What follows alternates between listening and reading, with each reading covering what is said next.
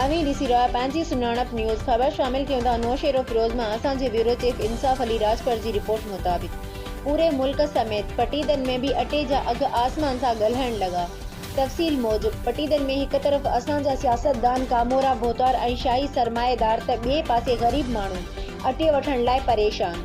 पटीदन में अटे जो अघ आसमान सां ॻाल्हियूं करण लॻो आहे, जॾहिं त 150 रुपया फ़ी किलो अटो विकामण लॻो आहे। अहिड़ी सूरत में 5 खां 600 रुपया ॾिहाड़ी कमाईंदड़ मज़दूर पाण ऐं पंहिंजे बचनि जी बुख जी बाहि कीअं विसाए सघंदो।